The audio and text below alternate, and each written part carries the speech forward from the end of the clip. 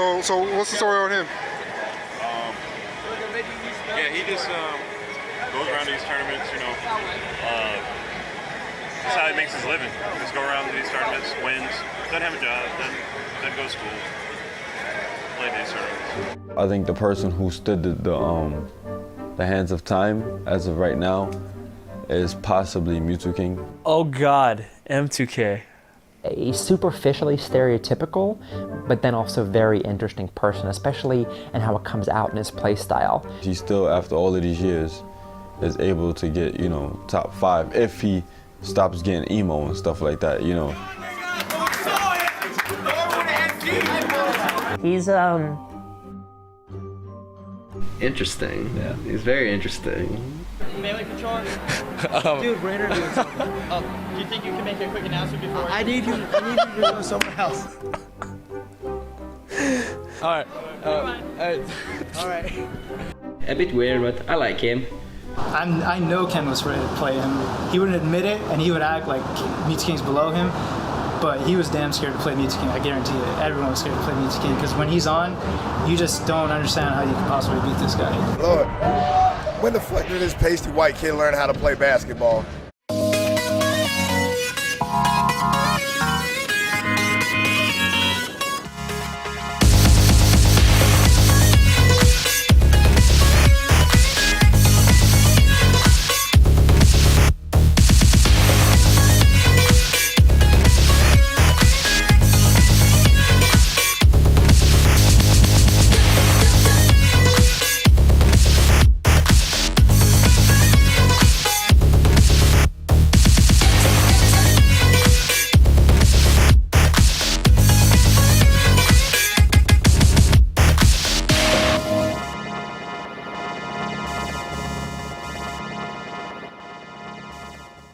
Congratulations to PC Chris.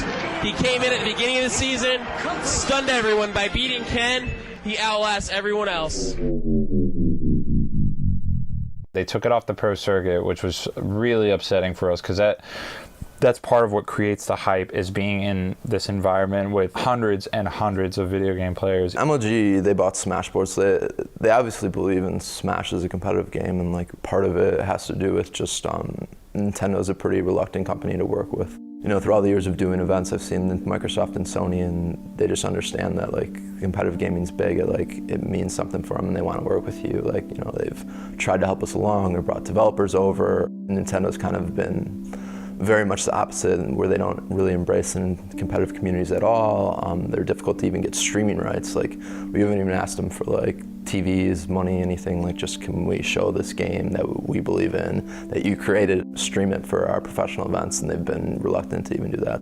They started 07 circuit by having a little like grassroots event that they got a venue for. It was a nice venue and everything, but there was no hype. So that was kind of their transition, was we can't have you on the pro circuit anymore, but we'll try to help you guys out. So, which was nice of them, but like I said, it just wasn't the same as having it on the pro circuit. It was a really, really big difference.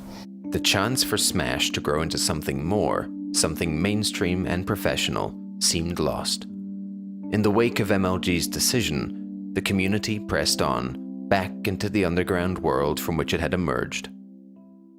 A lot of times one champion is replaced by another. Ken was replaced by PC Chris, Korean DJ, and Mewtwo King all at the same time, which is kind of cool that it took three people to bring Ken down. It looked like the stage was set for me, Korean DJ, Mewtwo King, and just like anyone else who was hungry enough to get up there. The three players wrestled for dominance in Ken's absence. KDJ bested Mewtwo King at the MLG-sponsored Long Island event. Mewtwo King stopped KDJ at Cataclysm 3. In California, PC Chris defeated Mewtwo King at OC3, and Mewtwo King trounced PC at FC Diamond in Indiana. All three were, beyond question, the most fearsome players around, but the youngest of the trio seemed slightly different, a savant pursuing one thing above everything else: perfection. Unless you're frame perfect 99 out of 100 times, you're not good enough. That's my mindset. That's what I tell myself. That's how I got good.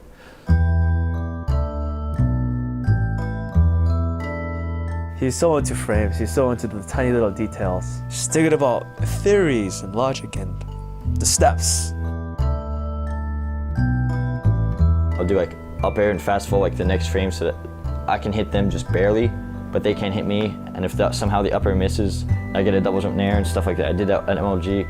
I just trained like up 3 hours a day for like 2 weeks. Everyone makes a joke that to be good you have to like sit in your basement for hours on end, over and over again until you finally have an understanding for the game. No one actually does it, except for Mewtwo King. Try to be as perfect as possible, and if there's some area that's not perfect, it's like, how can I make this a little better? Super Doodle Man and Mewtwo King with their frame data on get-up attacks, on moves being thrown out, distances on wave dashes and wave lands. I spent like 2,000 hours on that shit, just double checking and triple checking just to make sure it's as absolutely accurate as I could possibly get it. He's very focused on whatever his objective is, and it can work for and against him a lot of the times. I beat Super Mario Bros. Original on NES. I beat it when I was 5. I made tons of like pixel art and stuff back then. It's just something I started once. So it's like, I'm gonna make a big maze, and literally 90% of it I drew line by line, pixel by pixel.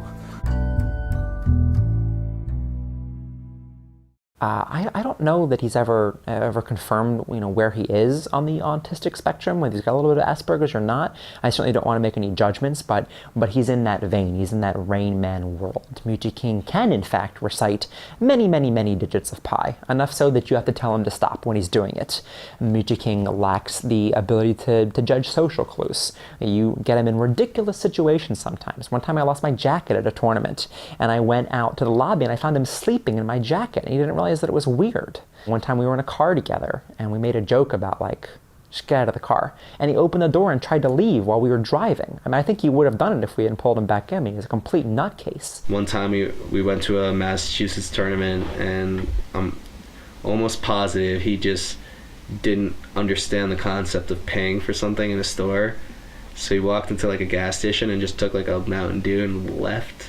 And I was like, yeah, I'll just pay for that.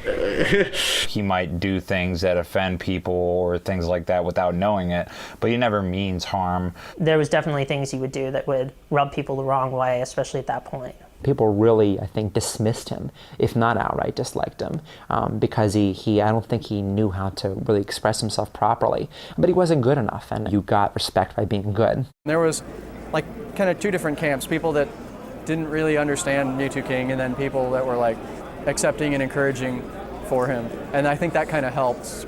He honestly, back then, all he cared about was Melee. It was all Smash. So any relationship I had with him was only involved playing video games, unfortunately.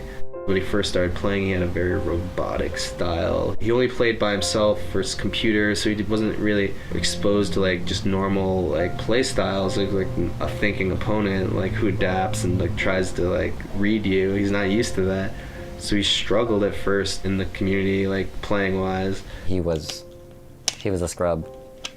He wasn't a natural by any means, but he had a work ethic at the time that was unmatched, and for most players still is unmatched. It was I think Melee FC's 3 or 6. We actually found Mewtwo King 3 in the morning. He was still holding on to his controller, sleeping with it, and he was actually pressing the R and L buttons sleepwalking in his sleep. And we couldn't believe. We thought we poked him. He didn't wake up. It's not like he was faking it. He was dead asleep, but he was just still going at it. They all said I sucked, and then I was like, well, I'll prove you wrong then. That just made me want to prove them wrong.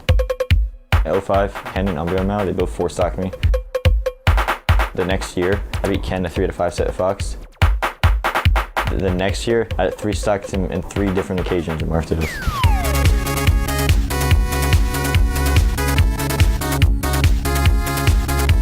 I'm a beast at Martitos, and he raped me consistently. He had to fight Wes, raped him. He had to fight PC Chris, destruction.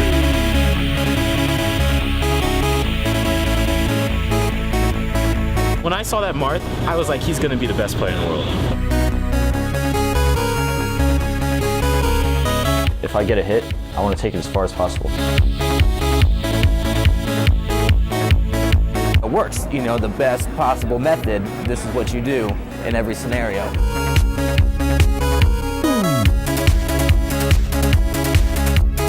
The most fearsome player to know in a match.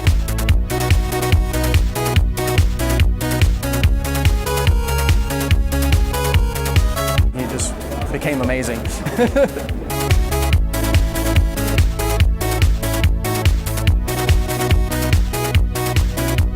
Unless I'm absolutely perfect, I'm not satisfied. I wasn't around personally to see Ken's reign.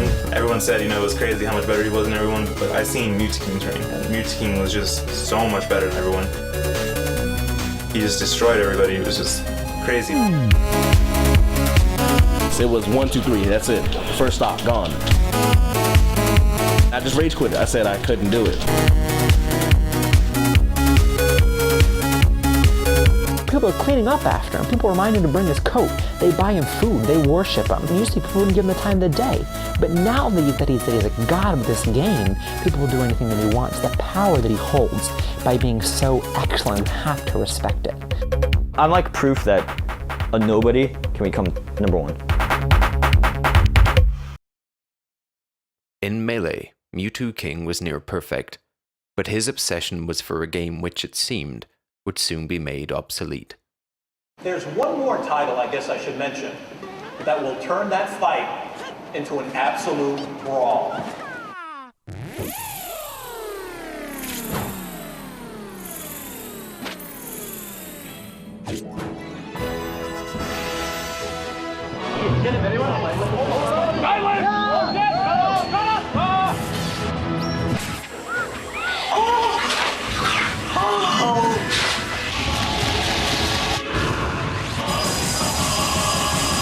I was excited. I mean, you play the game for so long and you're like, you just want something new. Oh, hell yeah. It was like the new game to play. This year's going to be the death of Melee.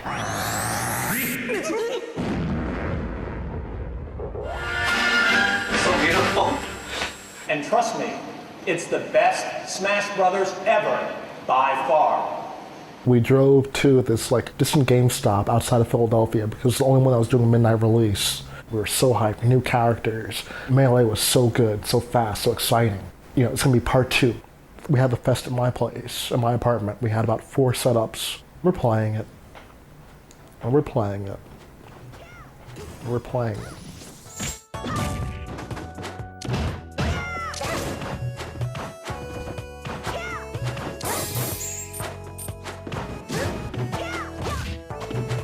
It didn't wow me right off the bat, and I was kind of worried about that.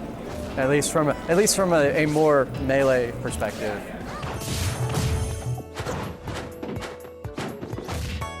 It was so slow, not what we expected at all. We tried to make it fun, I guess, but after a while, after a few months, it became clear that the engine was just designed to really, really reward defensive play. There's just little room for combos, exciting match play, whereas it's more just who gets hit less. Everything that made Melee great, the combo system with hit stun, the various movement options, it had all been lost in translation.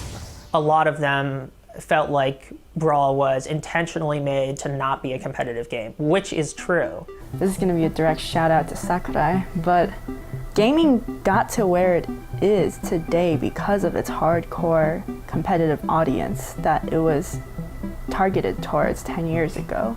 And I don't hate on the fact that we and other gaming companies are trying to increase and widen their audience, but at the same time, I feel like Nintendo this time pushed it too far and they cut out their competitive audience.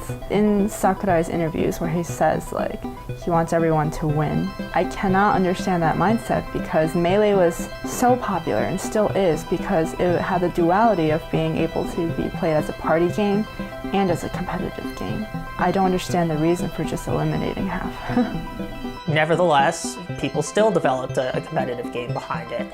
There is such a scene for Brawl still because of Melee, and because Melee was so competitive, people wanted to make Brawl just as competitive, and you can, it's not pretty. I'd say summer of that year, not even too long after its release, that's when most people started to realize, at least people that had gone to Melee tournaments, that this is not a legit game for tournaments, so that's about when I stopped. Brawl cleaved the community in two, and seemed to mark the end of the road for some of Melee's elite. I kind of got into Brawl for a little while, and that didn't last very long. And I didn't look to Melee to go back. I just honestly thought I was going to quit there. I was just like, well, you know, like I had my moment in Melee, like I had fun with it. I'll still play it, like with my friends, but like it's not going to be a big part of my life anymore. Towards my later years in college, it was just incredibly difficult to have the same kind of lifestyle. When Brawl came out too was really what set the nail for my hiatus. But for Mewtwo King, Brawl was a chance to keep going with competitive gaming and get a jump on the competition. So I just tried to get really ahead of the curve, so that way I could like make a lot of money and make a name for myself even more and just have fun, just everything.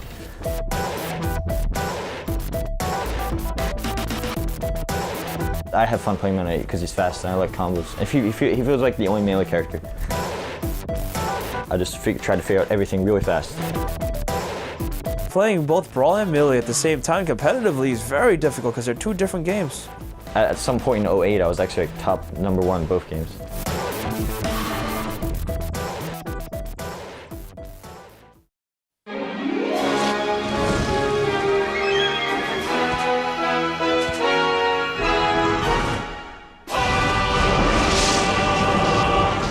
After MLG, Melee found a temporary home in the lineup of Evolution, the premier fighting game tournament in the United States. The professional setting and first place prize brought a familiar face out of retirement for one last tournament. Third place was good enough for me.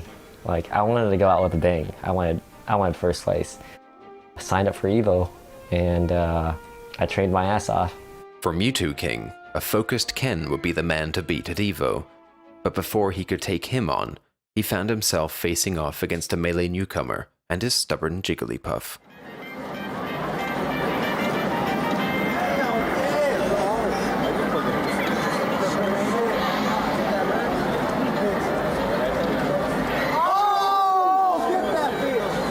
I remember Hugs talking to me about, like, I went to a California tournament and I was like, yo, who should I watch out for? And he's like, you don't know who he is, but you need to watch out for this guy, Mango. Like, he might not beat you, but he's getting good and he's improving so fast. And he's like, he's just sick with Jigglypuff, like better than anyone you've ever seen with Jigglypuff. And I'm like, wow.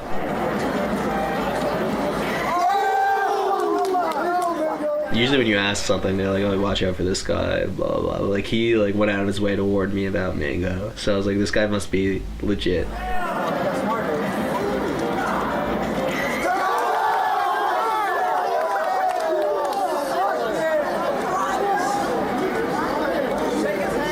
Well, when Mango came on the scene, I was already on my way out. I was already a little too old, and I was already not quite good enough, and blah, blah, blah, blah, blah. So I was able to view it kind of on the outside. He was a hurricane force, and when he beat Mewtwo King, everyone said that it was a fluke, including myself. I thought, you know, it was the middle of the night, and he was on West Coast time, and Jigglypuff, please, that's not a real character, you know, et cetera, and I made a lot of excuses, and then Mango continued to win tournaments. What the fuck was that? Oh no!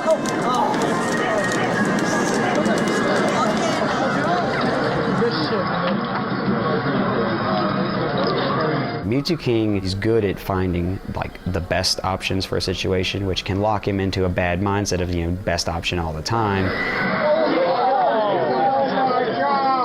Mango knows Mewtwo King wants the best option, so he says, you just do stupid things that shouldn't work. Basically, you approach him in weird way. He says it's like, you know, you do weird stuff. He doesn't know what to do.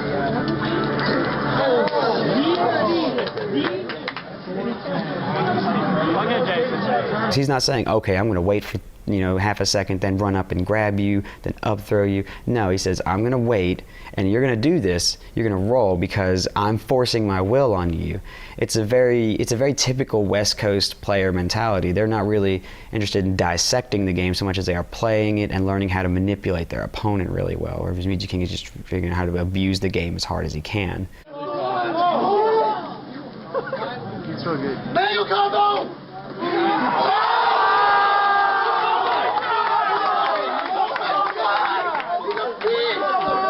He's a robot, he's really good, his combos are amazing, but once you get in his head, it's downhill for Mewtwo King. Ladies and gentlemen, a Jigglypuff Ditto. Go for Dan.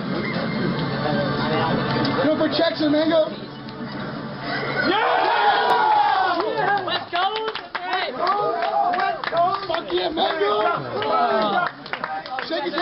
So much of Mewtwo King's identity came from being a god at the game. So on comes Mango, his kryptonite, and when Mango beat him in those awful, horrendous, embarrassing Jigglypuff Dittos, I think it changed him forever. At least in a Smash way, if not in a real world kind of way. Mewtwo King's not able to beat Mango anymore. It's like something broke in his brain, and he forever has a mind block where he can't beat him, and it's a shame. And you see just the frustration in losing to him.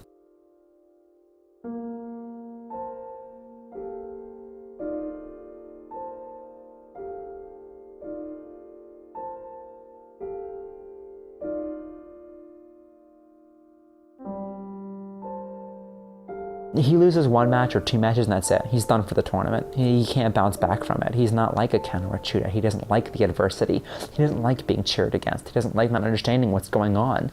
And those things there, I really saw frustration and anger in him. It used to be everyone rooted for Mewtwo King, and then by the end people were rooting against him, and then to see him fall to Mango was very heartbreaking for me. It's very sad. I have like depression problems. Like when I'm like not playing good in a day or just feeling down for whatever reason, I just get depressed, and then it's a really big problem I have. I just get depressed and then I just like don't feel like playing anymore. I don't know. I mean, I know it's a genre, but it's also the truth.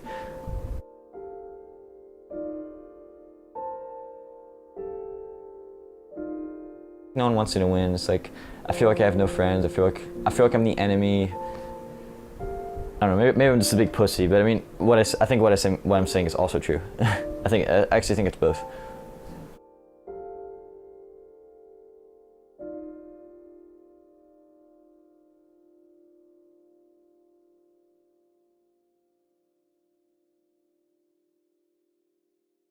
Even as we still decided to stick with the Melee, not all of us did. Numbers were starting to wane. These events used to be like 40, 50 people in the tri-state region, starting to dim down like 20. And you're really concerned, like, is this the end? Melee looked like it was on its death throes. And it's like, let's just do one more, as a farewell. Okay. AKA Olive Card, ladies and gentlemen. That's the boy. Bright and early, man. Bright and early. Rob, I early. came a little late because, I had the females here setting up. He had the females. What time does team start? The team starts at 12. Who's interested? And then it was a waterfall. TV, laptop. You start hearing guys from the south, Hungry Box, Shiz, and then, Mango, still at rivalry with Mewtwo King. You have this mix of all generations of the game. Guys like Korean DJ, Shootout, PC, teaming with Mango. Mewtwo King, he's the bridge between those generations. There was nothing like it. I went from studying these guys on the hub to being there, playing them in friendlies and asking them directly. I get goosebumps just thinking about it. At that point in my Smash career, I kind of had said, okay, I made out a bracket, I can leave this community behind. I can go back to where I started, back to Street Fighter, Virtua Fighter. And then match 4 happened. I want to see the Falco. This is the match you want to see. Stay marked, you son of a bitch. Without that set, I probably wouldn't be in this chair right now. All right, what stage are we thinking? So good. Is it going back to stadium? Oh, my random. Keeping him as marked? I don't know. Shiz would be like a Karl Malone, someone who was extremely solid, might not have won the big one, but people definitely know that name. And MTK at the time was kind of Jordan-esque. I don't know what the hell's happening.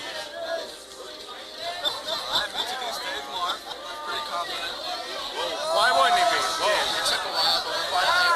Shiz was the one that everyone was screaming for and wanted to see advance.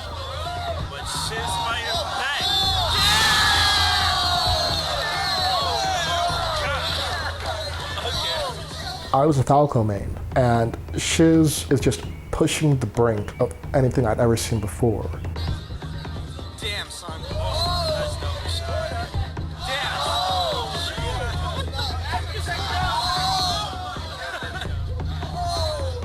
Yo, the Shiz was for real.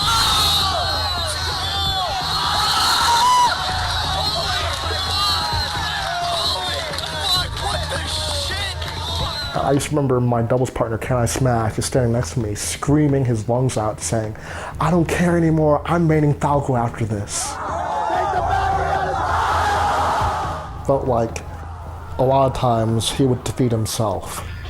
If the crowd's not behind him, if he's being cheered against, if he suicides. Whoever the fuck said that set in Florida was the best match ever, you were sadly mistaken. It's over. We're going to Game 5. Shiz just has this in control.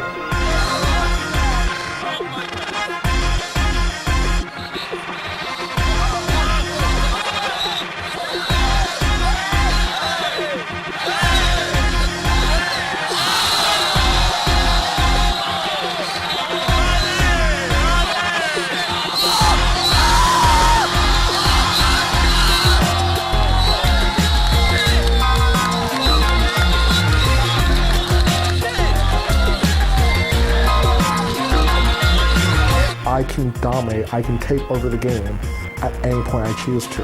You make one mistake, that's all it takes, because I know how to get rid of you. If you pull victory from the jealous defeat, there's no other ways from saying it. Match 4 became the most watched of all time, and, just like that, a community which seemed destined to fade away was revived, thanks in part to a robot. Yeah, he lost to Mango afterwards, but he was able to recover, where most players just mentally would have been crushed. If I see, Apex 2016, and he gets top 3 in Melee, top 3 in Brawl, I wouldn't be surprised. I don't think that a lot of people would have gotten to know him, possibly because of the social barrier between him and other people. But I think he's made real friends that he's been able to hang out with and spend time with and make a connection with because he was good at the game. Not because he played it, because he was good at it, because there was a difference. He started hanging out with us, we actually got him to drink. And I don't know, we just talk, just to hang out, not play Smash, not talk about Smash. Over the years, I must say that, he's changed for the better. He's always trying to help people with stuff. He have helped me with Melee. I mean, if you talk to M2K now versus 5 years ago, he's way more personable, he's definitely improved in that respect, so. I feel like the Smash community kind of helped him a little bit, in terms of if he was playing an online game, he might still be the same, he might not have that communication, when you're talking, developing real relationships, that definitely helps out. He's gotten plenty of friends from Smash that helped him, kind of mold him to the person he is now, the real Mewtwo kid.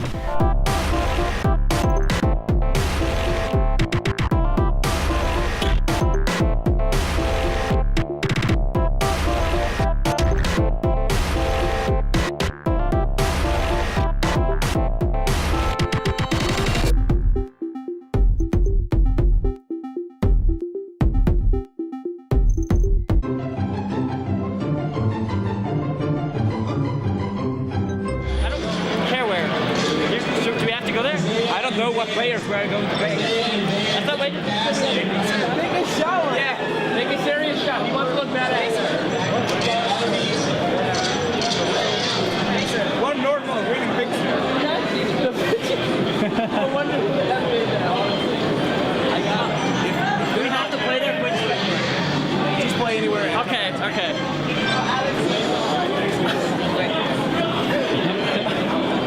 What was that? The Ginyu Force. Yeah, still, no. What we can play anywhere. Yeah, but against Boost. That's a good point.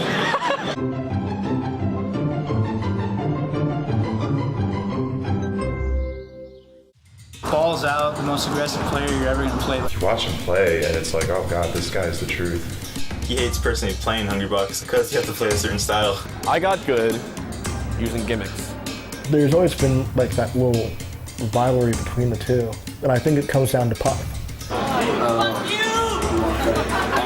He is gonna need to collect himself. Gets him with a down air. Garden wins game 2. How will I react if I win, and how will that feel like if I lose?